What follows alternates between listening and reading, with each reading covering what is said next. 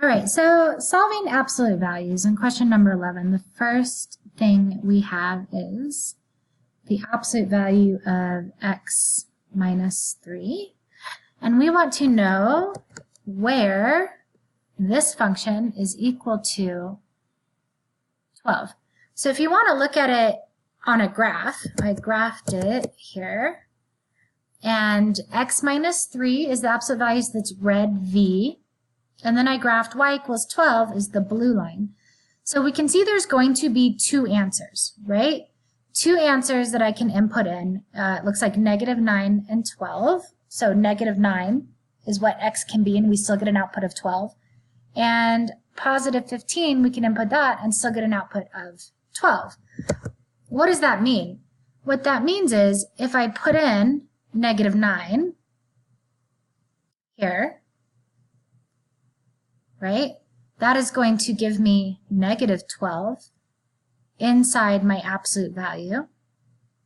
And remember, absolute value just means the distance from 0. So if my answer is 12, if this is 0, what we're talking about is 12 is the same distance from 0 as -12, just in a different direction. So the absolute value of -12 is still just 12. So this is a correct statement.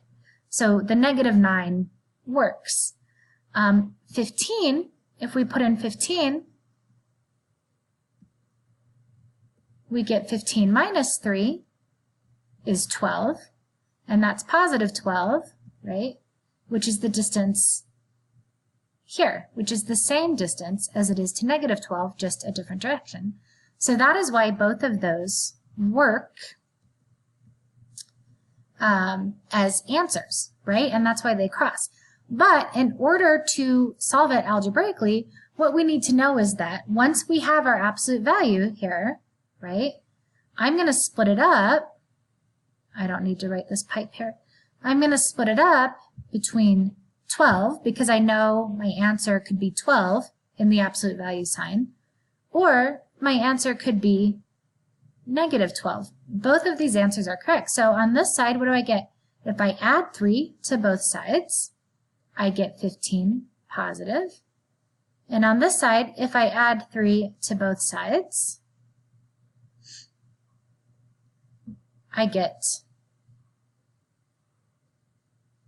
-9, right? And these were my answers, x equals +15 and x equals -9. What's the next one we have? 2, this one's going to have a few more steps because we want to solve this first.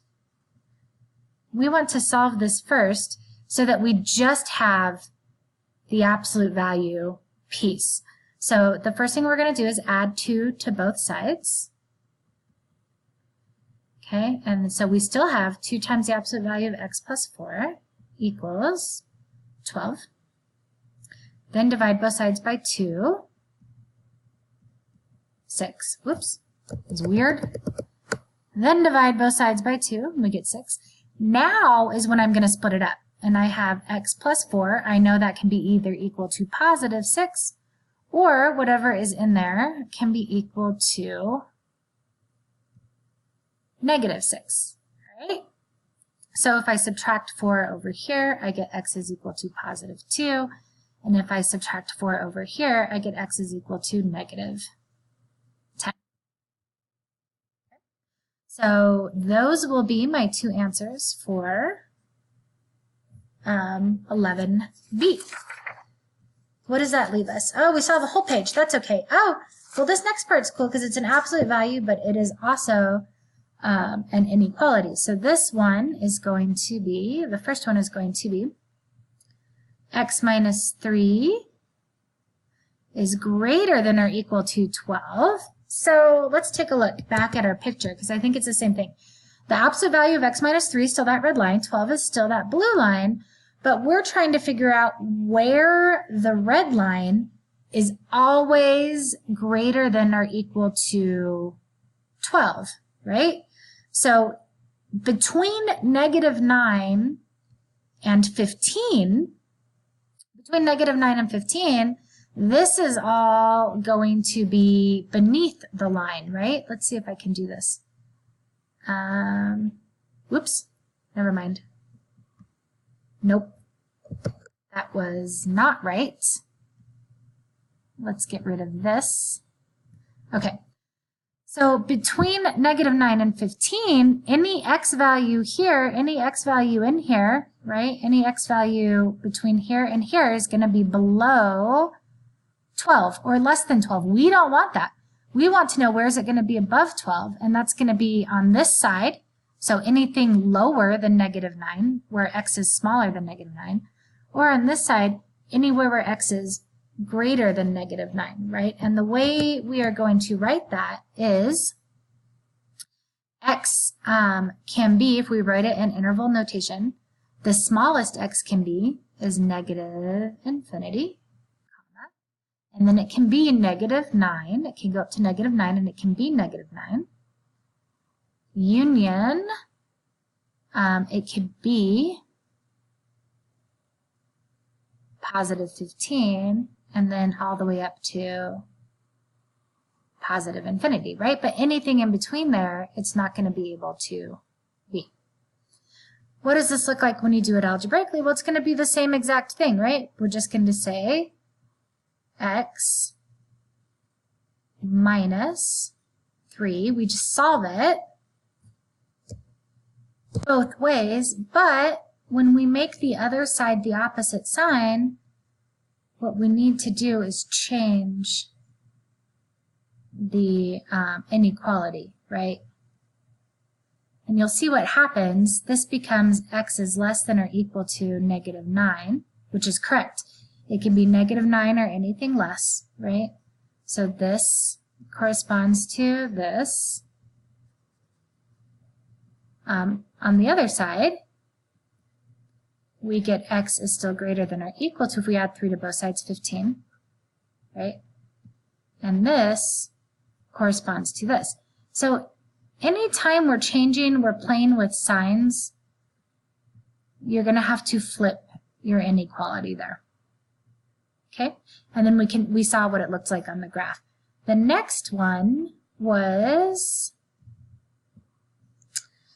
x minus 3 plus 6 is less than or equal to 11. So same thing here. I'm going to leave it like this until I get x minus 3 by itself. Subtract, so 5.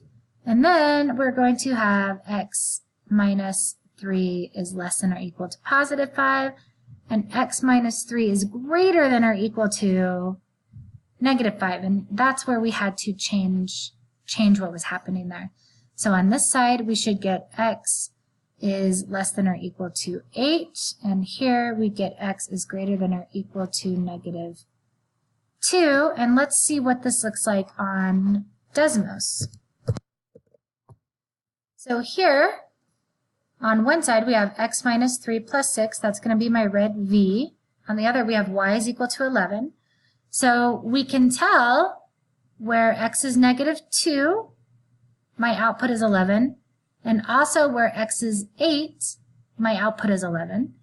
And where it is below 11 is in between negative 2 and 8. So greater than or equal to negative 2 and less than or equal to positive 8. So is that what we have here? Less than or equal to positive 8, greater than or equal to negative 2. That's perfect. If you wanted to write it in interval notation, it would be your smallest number first, comma, and it can go up to 8, and it can be both of those numbers. All right, what's next? Solve the compound inequality, write the answer in interval notation. Okay, so I always just break this up. I guess you don't have to break it up. We have 17 is less than or equal to 4x plus 1, which is less than 21. But whatever you do to the inside, so this is a little bit weird, you also have to do to both of the other sides, right? So I'm going to subtract 1 from here. I also have to subtract 1 from here, and I also have to subtract 1 from this side. So now I have 16 is less than or equal to 4x, which is less than 13. And then I need to divide everything by 4.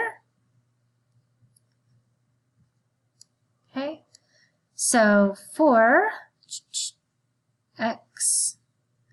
let's see, 4 can go into 13, 3 and 1/4, so 3.25. So x can be equal to 4. Let's see, is that true? Can x be equal to 4? So let's just put some numbers back in here and check. If x is equal to 4, 4 times 4 is 16, plus 1 is 17. So that's true. Can 4 be 5? So 17 is greater than or equal to negative 17.